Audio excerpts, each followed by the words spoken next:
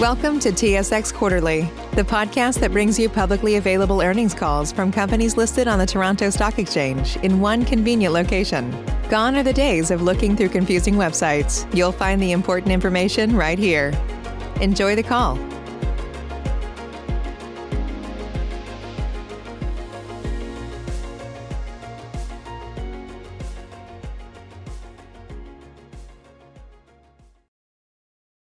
Good morning, ladies and gentlemen. Thank you for standing by. Welcome to the Quebecor Inc.'s financial results for the 2021 third quarter conference call. I would like to introduce Hugues Simard, Chief Financial Officer of Quebecor Inc. Please go ahead. Good morning, everyone. Ladies and gentlemen, welcome to this conference call. Joining me to discuss our financial and operating results for the third quarter of 2021 is Pierre-Karl Péladeau, our President and Chief Executive Officer. Anyone unable to attend the conference call will be able to listen to a recording by telephone or webcast. Access details are available on Quebecor's website at www.quebecor.com. The recording will be available until the 2nd of February of next year. I also want to inform you that certain statements made on the call today may be considered forward-looking, and we would refer you to the risk factors outlined in today's press release and reports filed by the corporation with regulatory authorities. Let me now turn the floor to Pierre-Karl. Merci, Hugues. Good morning, everyone.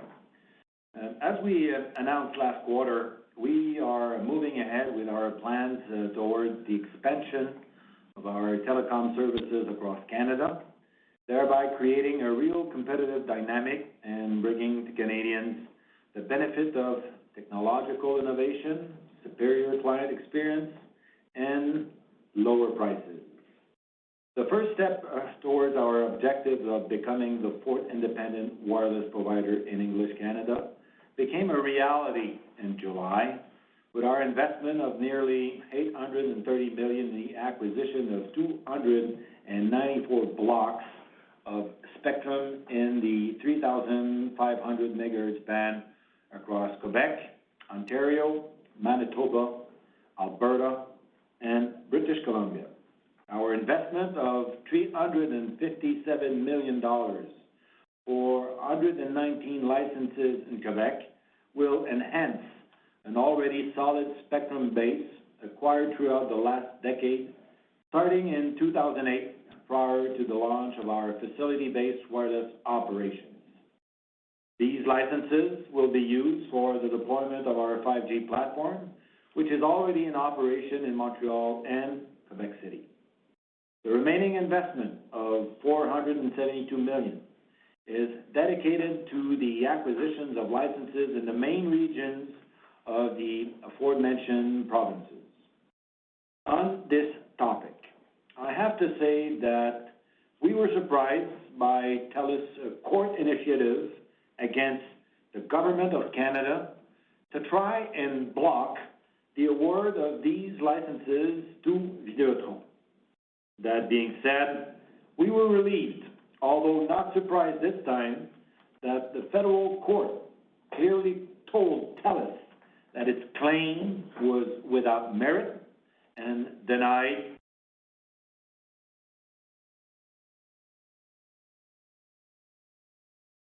attainable and do not raise a serious issue.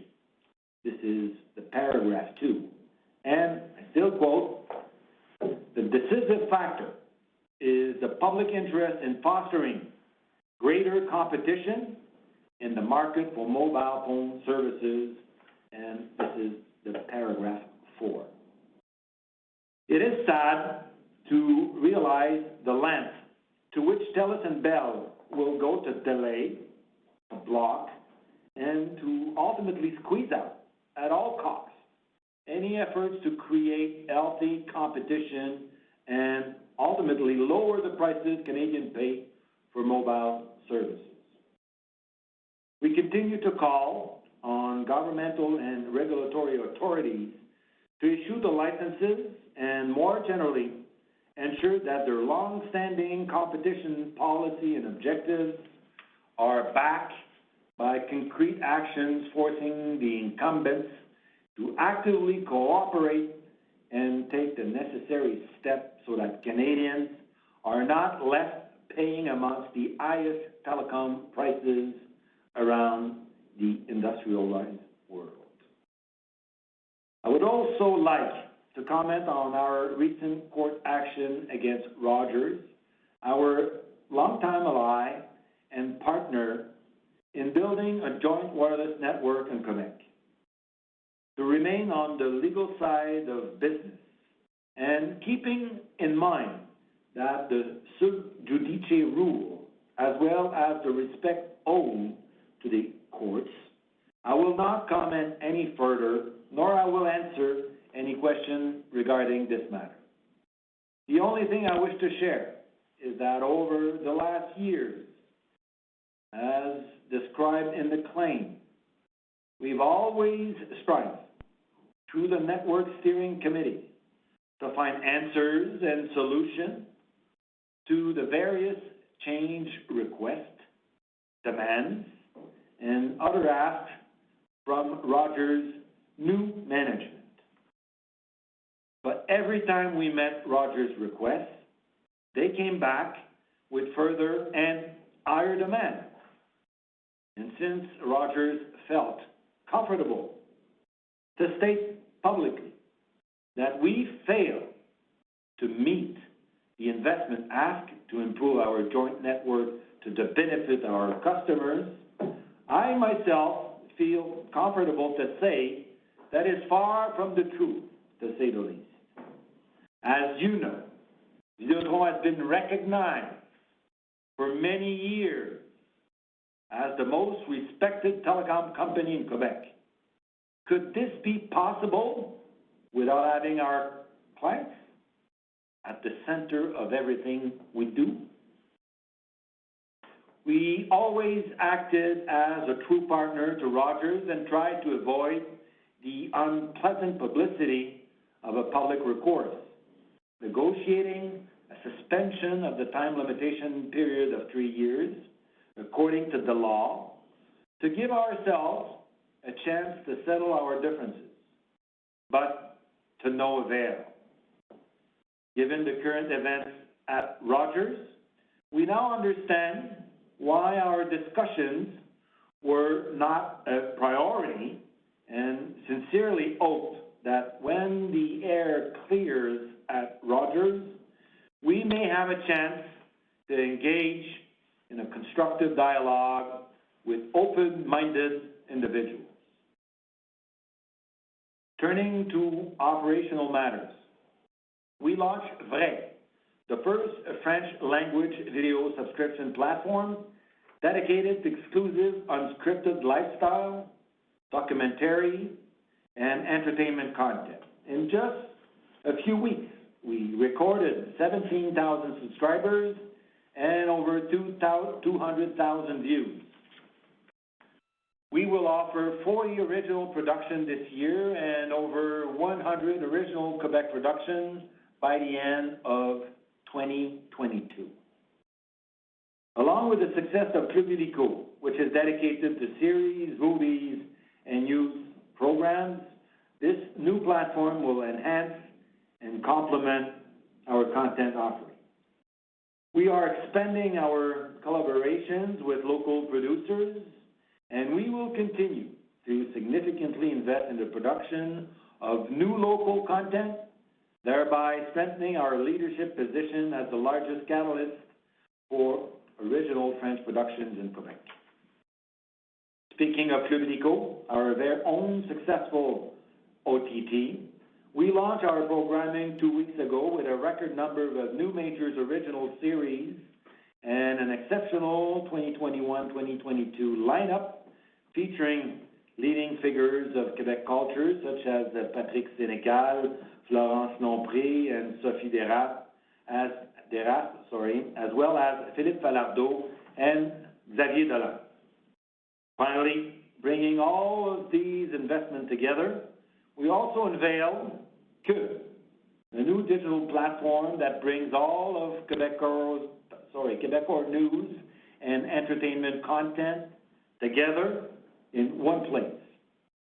Available on the web and via a mobile app, Cube is a unique showcase with a vast quantity of multi-source, multi-format content where users will have access to millions of items, including text, music, video, and audio in a single environment, live and or on demand.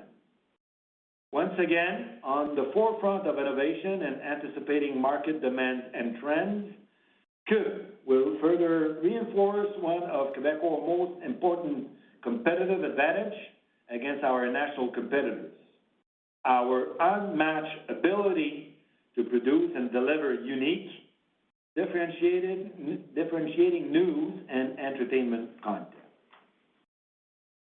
On the B2B front, we're pleased to announce that Videotron Business teamed up with Extelia, a Quebec-based technology company, to offer a wider range of connected object solutions to accelerate the digital transformation of cities, municipalities, government organizations, and businesses across Quebec, and provide them with solutions for waste management, water management and quality, smart parking, environment management, and noise pollution.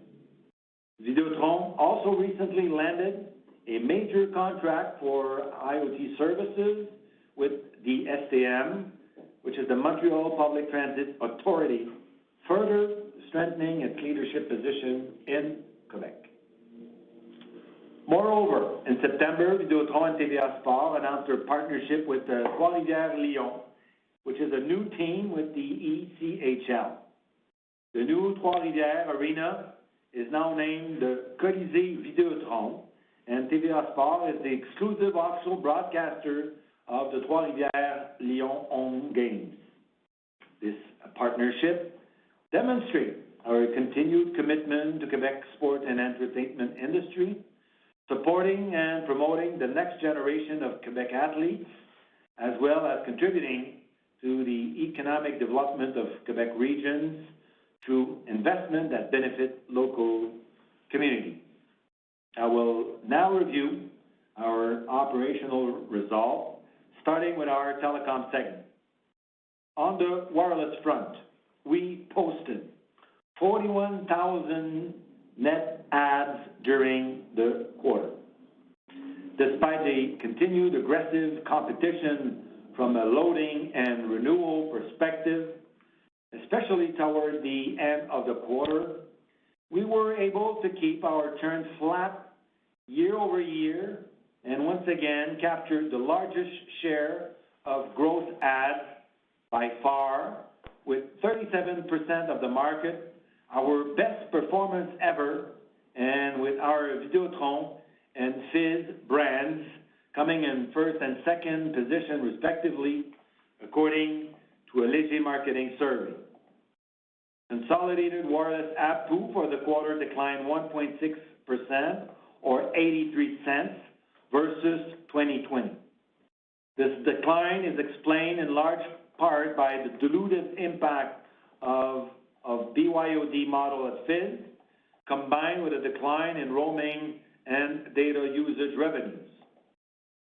Videotron recently enhanced its value proposition regarding the equipment installment plan by launching in September the Take-Back Credit Program option, allowing customers to further benefit from reduced monthly phone payments. In broadband, we're pleased to report another strong quarter with a growth in Internet subscribers of 22,500, 2,000 more than during the third quarter last year, and a 2.1% or $1.13 Internet ARPU growth. In the quarter, more than 100,000 Helix installations were completed, bringing our total Helix subscribers to over 1 million as of September 30th, 2021. Our Helix TV continues to help lower our TV churn rate and mitigate our TV subscriber decline, which was 13,400 in the quarter, an improvement of more than 2,000 compared to the third quarter last year. We continue to promote Helix self-installations, and we are very satisfied with the result thus far. We have already surpassed 100,000 self-installations since the launch in March 2021, and are pleased to report a 93% overall customer satisfaction rate. This program has proven to be very successful, and we'll continue to improve it to maintain the current satisfaction rate level. In our media segment, advertising revenues continue to increase, particularly in our television network, where they came in higher than the same quarter of last year, but also 22% higher than the same quarter in 2019, which is, as you know, pre-pandemic. TVA consolidated market share reached 38.2% for the quarter, strengthening our leadership position in the Quebec market with such hits as the French version of Masked Singers and the Stanley Cup Finals hockey games. Building on our number one franchise, we continue to increase our investment in content, a strategy that is reflected in our fall programming with a wealth of new shows, original production, and exclusive content for our digital platforms such as TVA+, which continue to grow and build on its strong popularity. Our array of content is broader and more diverse than ever and is available on multiple platforms to reach more Quebecers on a daily basis and bring them together for major television events. Our film production and audiovisual services segment also performed very well with high demand from mega productions such as Paramount Picture mega production Transformers, Rise of the Beast, and also from major online streaming players. Mail services are increasingly being recognized and used by international clients, placing us in the enviable position of being able to take advantage of the current market growth and plan for expansion of our facilities with the upcoming constructions of Mail 4. Our virtual stage services continue to draw the attention of producers with greater numbers using the technology to facilitate shooting certain scenes or creating advertising. I will now let you review our financial results. Merci, Pierre-Carl. Quebecor's revenues were up 3% in the quarter to $1.15 billion, and EBITDA was up by more than 1% at $520 million. Third quarter revenue growth from our telecom segment was flat as compared to last year, as the growth from internet access and mobile telephony, up 6% and 8% respectively, was counterbalanced by a reduction in mobile equipment with more BYOD than in Q3 last year, and also the stabilization of the growth in Helix equipment sales, which drove most of the top-line increase in prior quarters. Our telecom segment EBITDA posted a decline of 1% compared to last year as a result of a $19 million unfavorable impact of the impact of a $19 million one-time item in the third quarter of last year. Without the impact of the 2020 one-time item, our telecom EBITDA would have grown by 2.6% in the quarter. Our overall EBITDA margin remains strong at 51% for the third quarter, still one of the highest in the Canadian telecom market. Our media segment recorded revenues of $191 million, a 21% increase, and an EBITDA of $37 million, a 47% increase compared to the same period last year. In our media segment, TVA Group continues to benefit from the improvement of activities from almost all of its sectors, as evidenced by the 26% and 52% respective increases in revenues and EBITDA during the third quarter. Quebecor reported a net income attributable to shareholders of $173 million in the quarter, or 71 cents per share, a $32 million increase compared to the same period last year. In addition to the EBITDA improvement, this increase is also explained by the gain on valuation and translation of financial instruments related to our convertible debentures, as well as to the restructure initiatives that were put in place during the quarter. Adjusted income from continuing operations, excluding unusual items and gains or losses on valuation of financial instruments, came in at $176 million, or 73 cents per share, compared to an adjusted income of $173 million, or 69 cents per share, in the same quarter last year. For the first 9 months of the year, Quebecor's revenues were up 6% to $3.37 billion, and EBITDA was up 3% to $1.47 billion.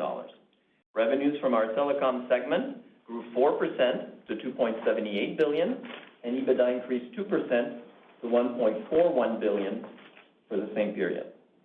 Telecom CapEx spending, excluding spectrum, was down $18 million for the quarter as compared to the previous year, mainly due to the timing of some of our investments.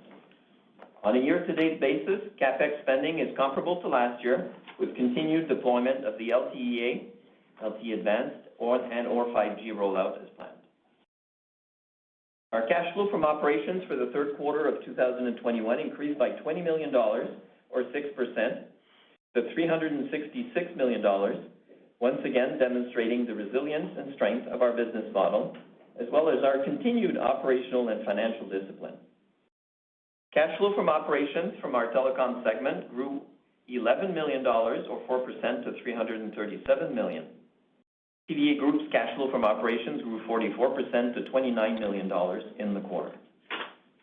As of the end of the quarter, our net debt to EBITDA ratio was 2.80, up from 2.76 reported at the end of the third quarter of last year, still one of the lowest in the telecom industry, competitors and peers in Canada.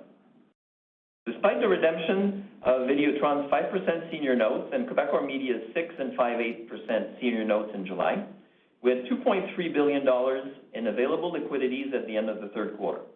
With growing free cash flows and strong credit profile, our liquidities are giving us the flexibility to continue and invest in strategically important growth projects, such as mobile telephony, investing in content, and continuing to invest in studios. During the first 9 months of the year, we purchased and canceled 7.1 million Class B shares for a total investment of $226 million. Since we initiated our NCIB program 10 years ago, approximately 47.7 million Class B shares have been purchased and canceled. We thank you for your attention and would now like to open the lines for your questions.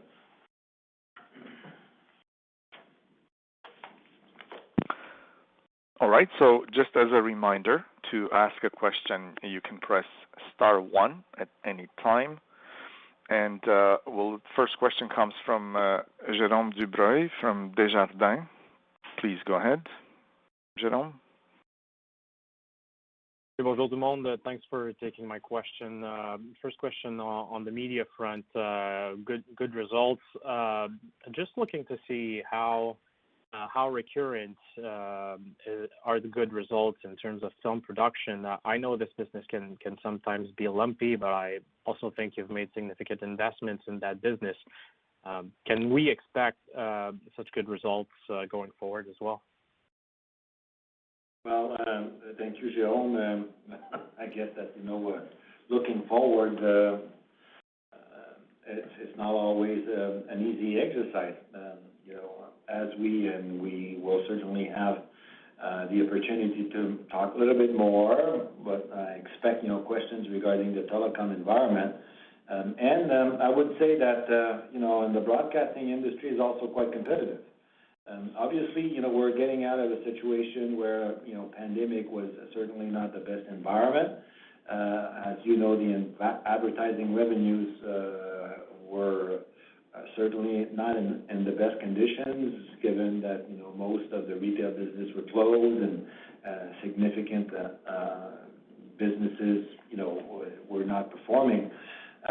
But we need to say that in front of us, we have two main competitors, Bell which, with a specialty channels lineup and generalists are much more in a better position than the previous owner. And in fact, these are the kinds of representation we made in front of the CRTC. They have a national platform in English and in French, which we do not.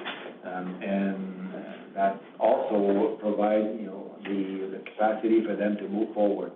The good thing, and it's been also used by our competitors, and Radio-Canada is one of them, which is the second one I was referring to earlier, is that we have many platforms. So if we are investing, and this is we do, as example, and I mentioned it in my presentation, in Quebecor and or in Vrai, which is our new OTT documentary platform. This also, give us the opportunity, to rebroadcast this content on the other platforms. So we are multiplying the amount of vehicles which we are able to use to generate advertising and keep our audiences as much as possible. So this is something that we've been doing for many years already, and it's been copied by Radio-Canada with their 2-point TV Extra, which, for us, it's quite, it's a big question mark because I didn't know that the national broadcaster will compete against private networks on an OTT basis. To me, this is distribution where Radio-Canada should be a broadcaster. In fact, we made our presentation during the Radio-Canada renewal audiences. We expect the decisions to come forward and figuring out, what the CRTC think about this. And, so we look forward to continue to expect a competitive environment, but we certainly have a leadership position, and we will continue to invest to make sure that we remain number one on this segment. Sorry for the long answer, but... Yeah, no, that's fine.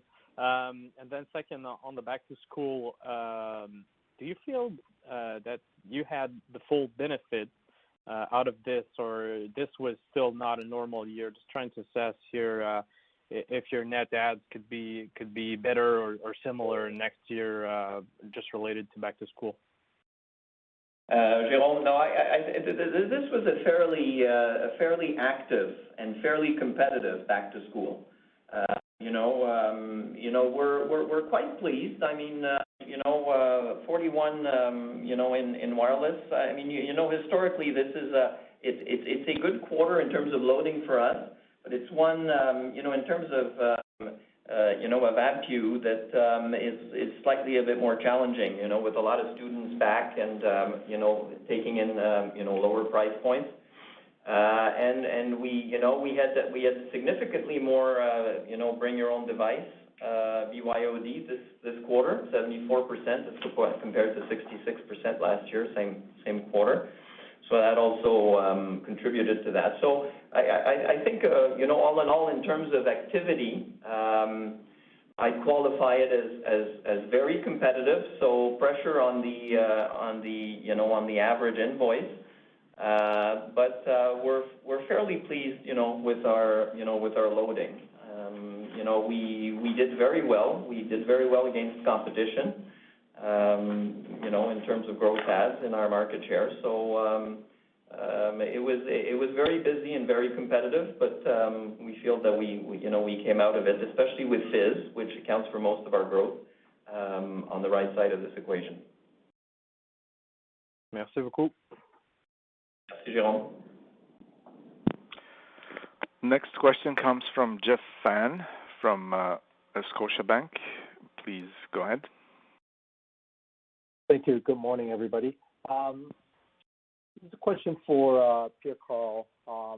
You've obviously been very vocal about the national expansion, but I think the market is just sitting back looking at the various obstacles that you still have. You mentioned the lawsuit against Rogers and Quebec. The spectrum, yes, there's no injunction, but you still have a court case next year.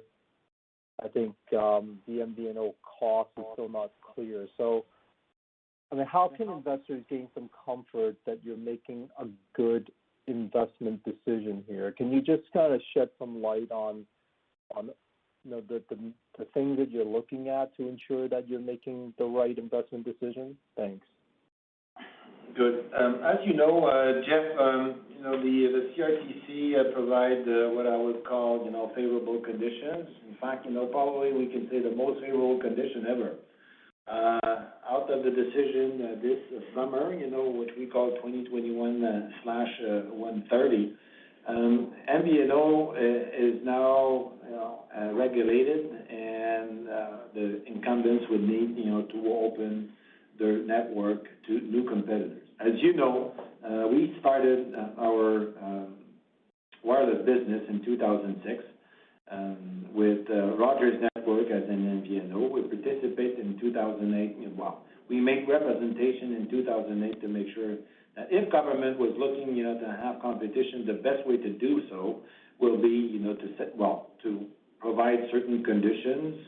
One of which, probably the most important, would be to set aside spectrum during the auction, also mandatory roaming, and a few other conditions.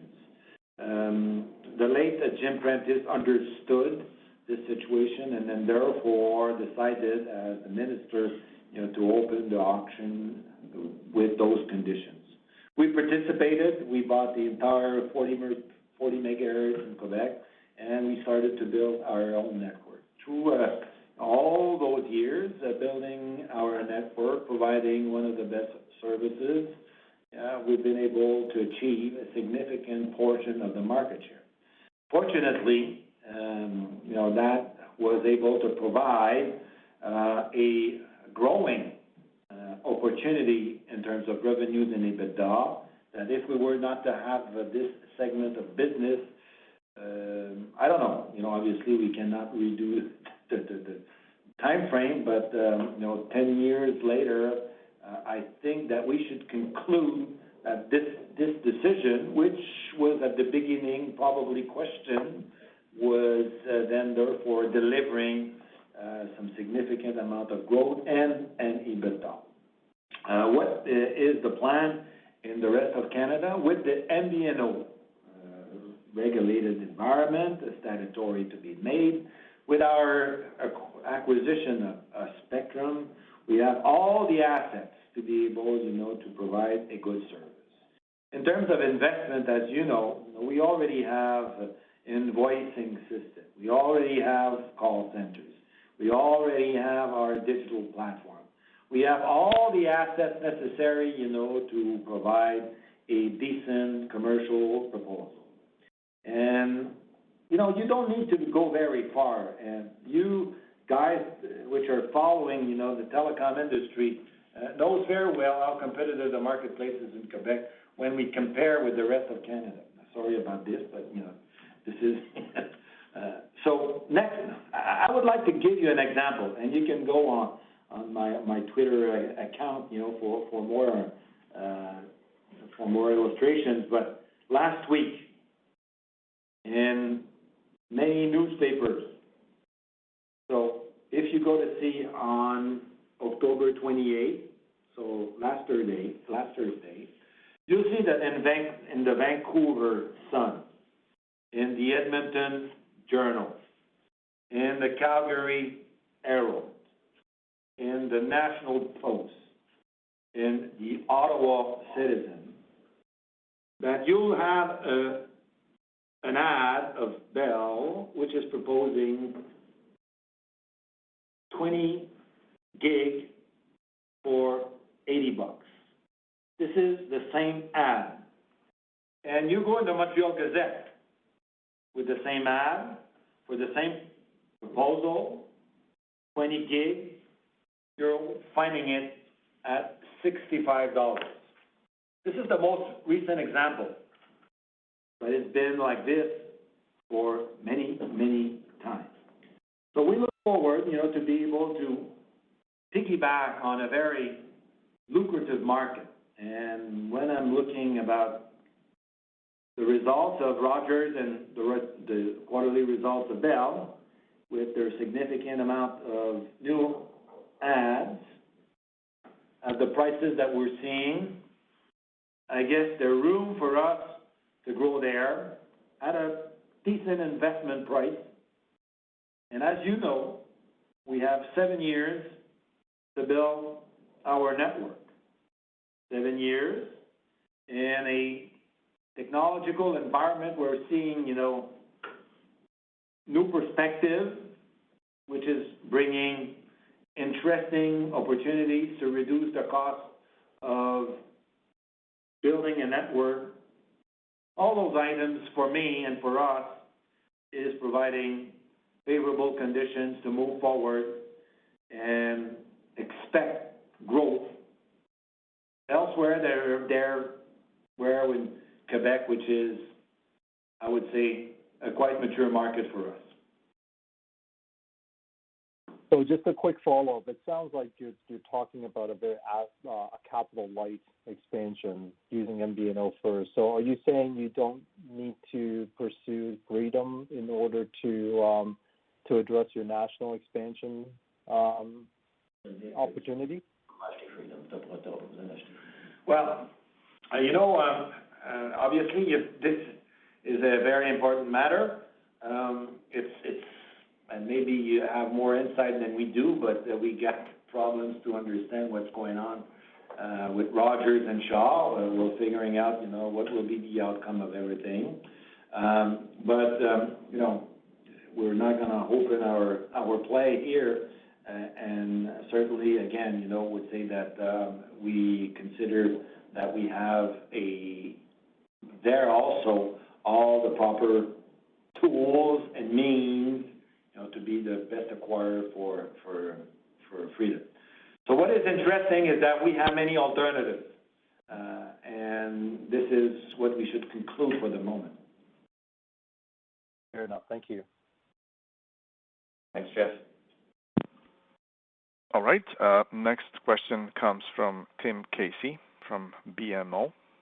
Please go ahead. Thanks. Good morning. Two from me. Just following up on Jeff's question, Pierre-Karl, should we assume then that you'll be launching Fizz imminently, no matter how the Freedom, any remedies related to Freedom play out, and no matter how MVNO discussions proceed? And is that what you're signaling to the market here? And just an accounting question for Hugh. Regarding working capital, it's been a huge use so far this year, and I know that's related to handset acquisition and EIP and whatnot, but just wondering if you expect that to swing in Q4 or more likely in 2022. Thank you.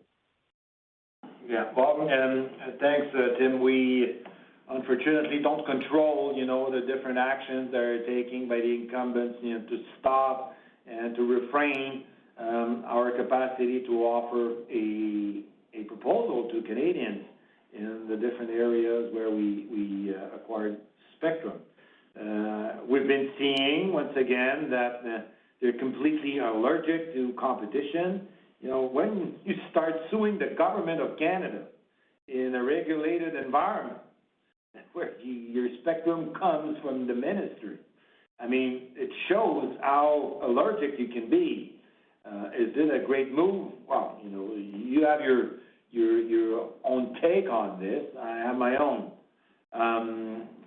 Will they appeal the court decision, of last week by the federal court of 10 days ago? Will they continue to delay in court, the delivery of the licenses by the minister? All this we don't know. We also are in front of the CRTC with the more technical discussions regarding how should we connect the different networks, how should also have access to, again, those are technicals, but the fallback, the roaming, obviously also all the tariff and the tarification will be a matter of discussion and eventually arbitration in front of the CRTC.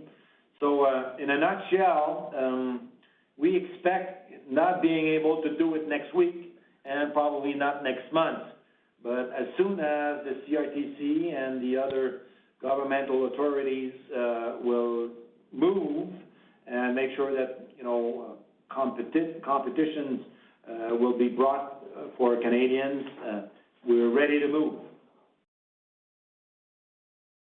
And on your, Tim, on your working capital question, I certainly expect the pressure on working capital to continue, stabilize but continue for all the reasons you brought up. They're the right ones. Obviously, the IP program and us building inventory on many components because of lag times increasing.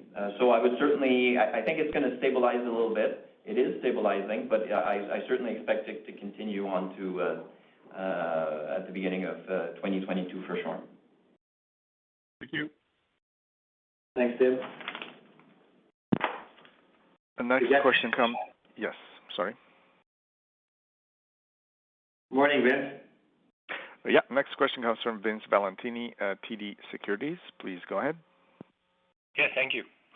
Good morning to you as well, Pierre-Karl. The first question, the 18.8 million, can you clarify, Hugh, is that all in the wireless segment, or would some of that be in Videotron wireline as well? No, it's all in wireless, Vince. It's a reversal of AWS licenses that we had accrued for a couple of years, and our regulatory department finally told us that was a mistake, and we didn't need to accrue for that because we wouldn't have to pay for these licenses. So it was 100% reversed last year in the wireless business. Thank you. So if we take that headwind or one-time item into consideration, the typical question you get on wireless EBITDA growth, I assume it's negative year over year, given that 18.8 million? Actually, no. EBITDA growth is small, but it still is positive for the quarter. Even accounting for this. So the Videotron excluding wireless is down a few percent year over year then? Right. It's pretty flat. I mean, EBITDA, as you know, for us, it depends how you allocate certain network costs.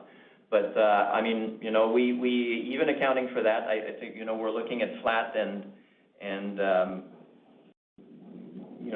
slightly positive on the wireless side. Flat on the wireline and slightly positive on the wireless.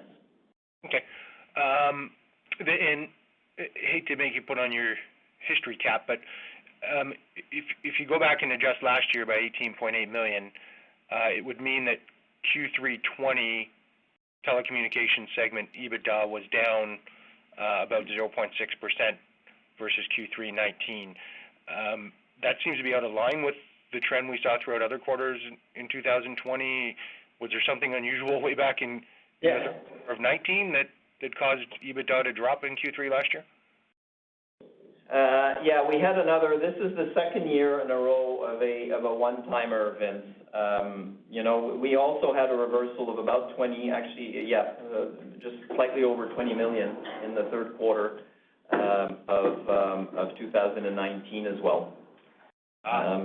So last year was pretty. I think from an operational standpoint, the results of Q3 of last year were pretty much in line. It's just we honestly got a bump in the third quarter of 2019.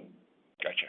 Okay, that helps explain it. Thanks, Hugh. And my last question, sorry to go back to the same topic on the wireless expansion, but I want to ask this a slightly different way, just to be absolutely clear on this. I think I asked a similar question on the last call.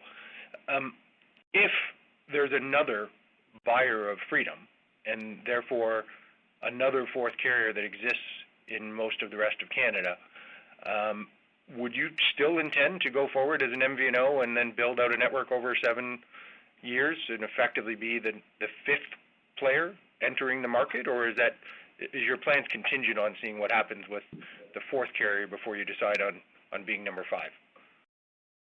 Vince, we appreciate your assumptions, but I think that it's not going to be possible to answer quite.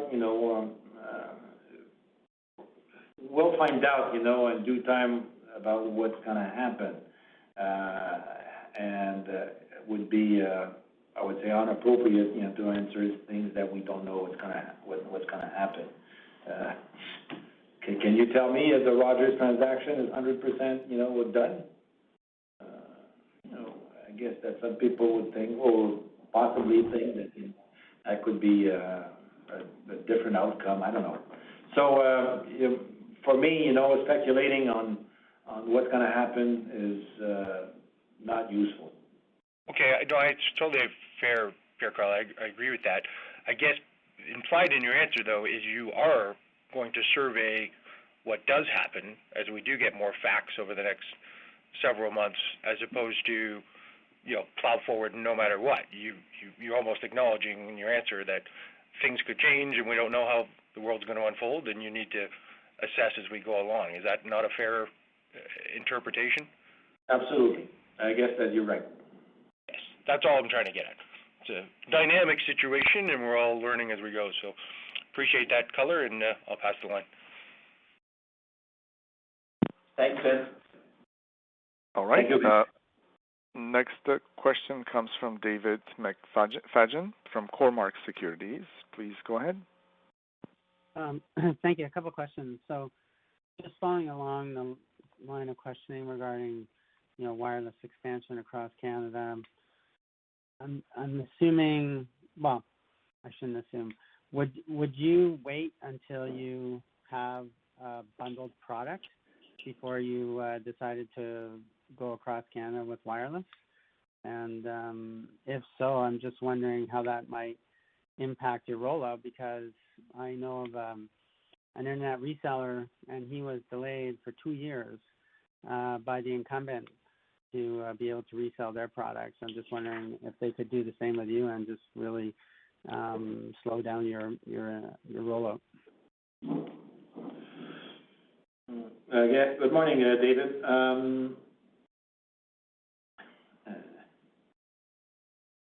I guess that will continue as my predecessors have been doing before. I don't think that it's appropriate, to give us our strategy, our marketing strategy, and the different products that we will launch. But you certainly, identify the different things that are available or possible. I guess that what we should say is that enhance our possibility of moving forward and the capacity to grow our revenues, and basically also, justify even more than ever our requirement to move forward outside of our historical Quebec base to continue to grow the company. Okay. And just another question, just on the mobile ABPU in the quarter. Like if you look at Q2, it was pretty much flat. It declined a little bit again. Q3, I thought we sort of had hit the inflection point between the various ARPU profiles between Fizz and Videotron, and so I was just wondering, did that reverse a little bit, or is there some other factor that's caused the mobile ABPU to decline about 1% in the quarter? David, the main issue on ABPU are more BYOD. It's more promotional activity, so pressure obviously on pricing, more increased percentage of growth from Fizz, so increased dilutive effect.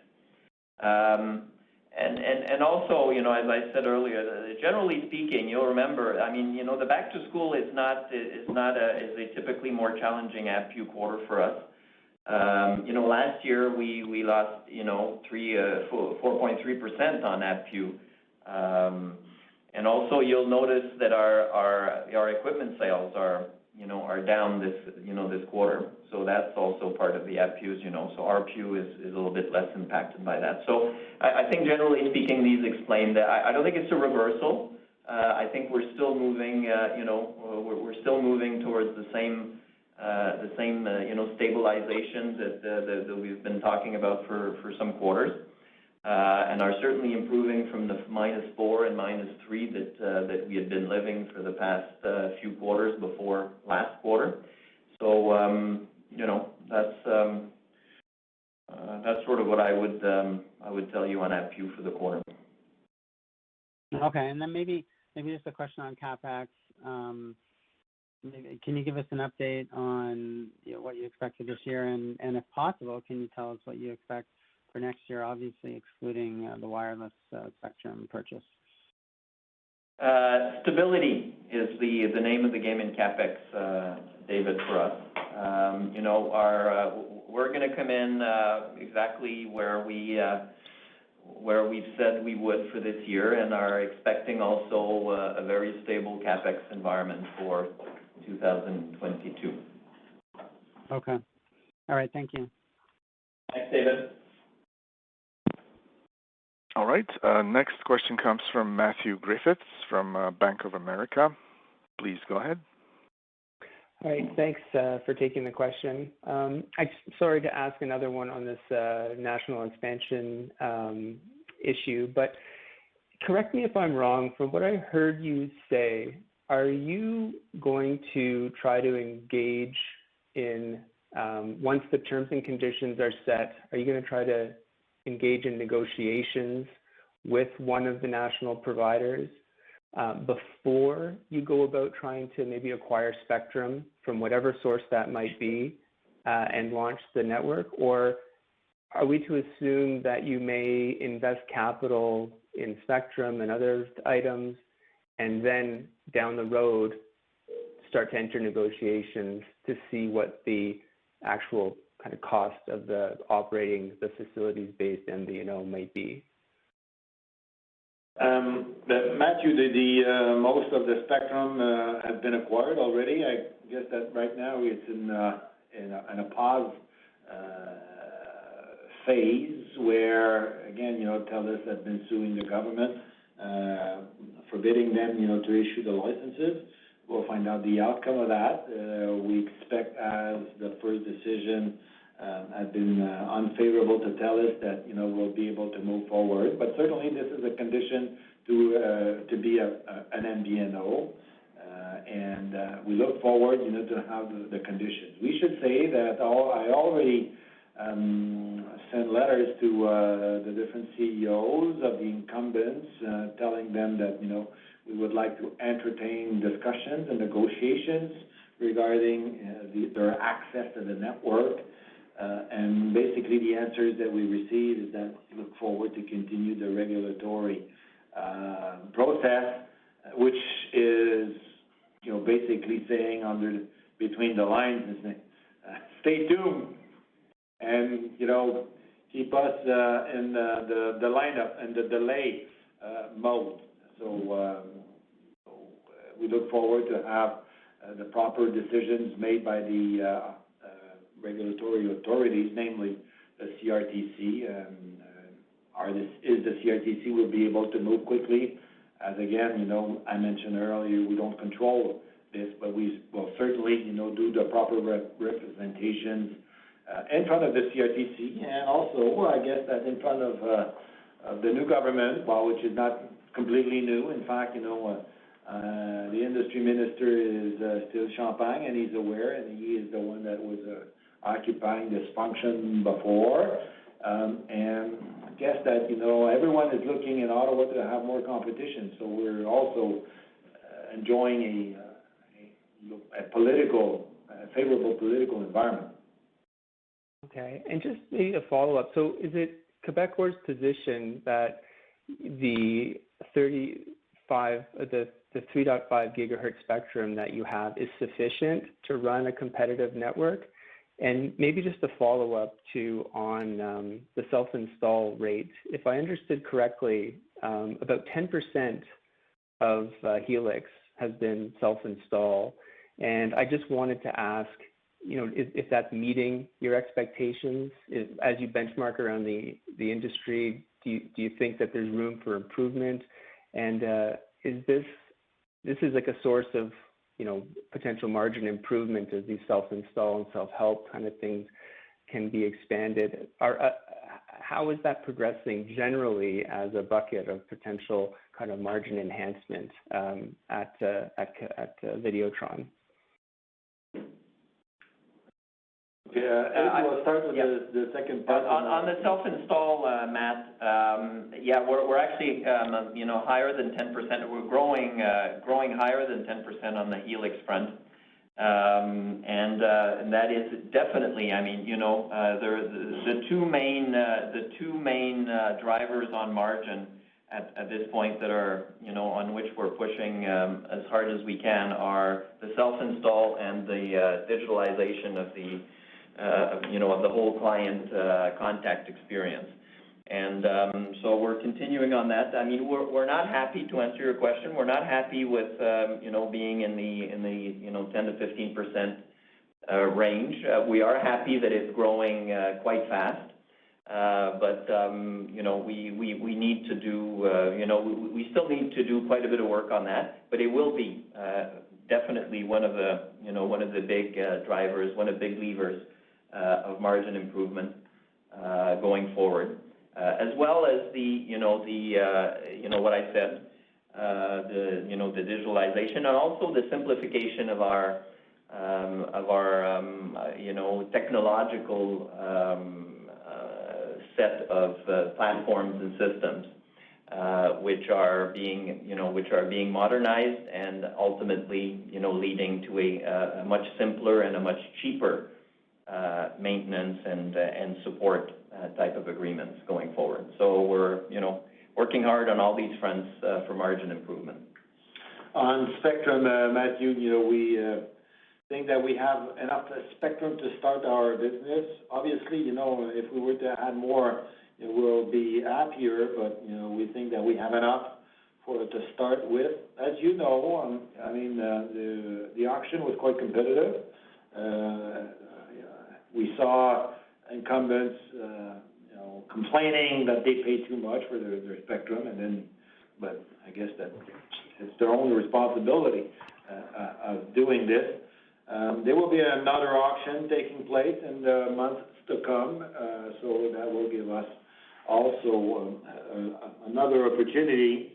I think that, what we should say is that we need to balance everything, and, again, regarding the competitiveness of the auction, I think that we're at the right place, paying the right amount for the right size regarding our business plan at the beginning and where we're coming from and where we would like to go.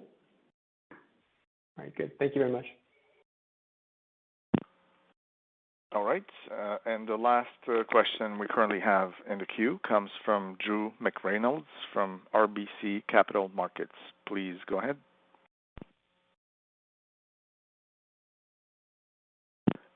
Drew, please go ahead. Your phone may be on mute. Sorry, I appreciate squeezing me in here. Just one follow-up. Thank you for the stability comment on CapEx in 2022. I think that's appreciated among investors in Quebecor. I just wanted to drill down into what that implies in terms of the 5G kind of deployment or roadmap for 2022. Obviously, there's a ton of moving parts to wireless and to network sharing arrangements and all of that, but if you could just give us a little sense there, that'd be great. Thank you. Stability on all fronts. We started, Drew, we started on the 4 or 4.5G or LTE Advanced, call it whatever you want. We've been upgrading that and have started along, quite some months ago, and we'll continue. And 5G, we've always said, of course we will be there, but it's going to be, in our case, an incremental, from a CapEx standpoint, it's an incremental program, which does not destabilize, everything. We're not talking amounts that are destabilizing any of the wireline programs in place and the other, big ticket items that we have in our CapEx program. We have reprioritized, many projects on which we had been working and focusing on revenue generating and growth generating programs. which allows us to,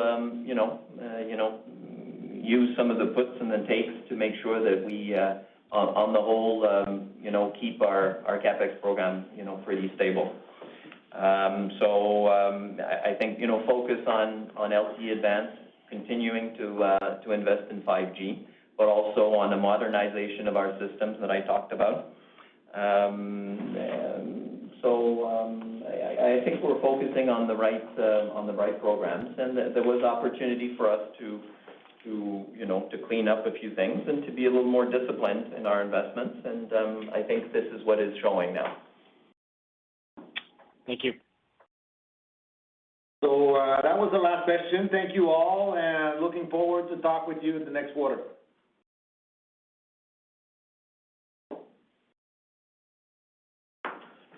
Ladies and gentlemen, this concludes the Quebecor Inc.'s financial results for the 2021 third quarter conference call. Thank you for your participation and have a nice day.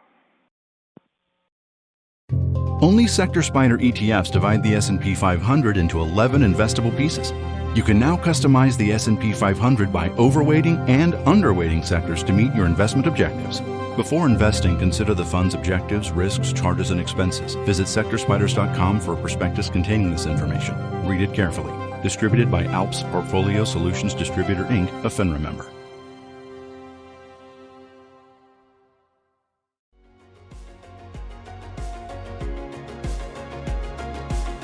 Thank you for listening to TSX Quarterly. If you enjoyed the cast, remember to leave a good rating. And remember, for any additional inquiries, please consult the company's investor relations section on their website. See you next time.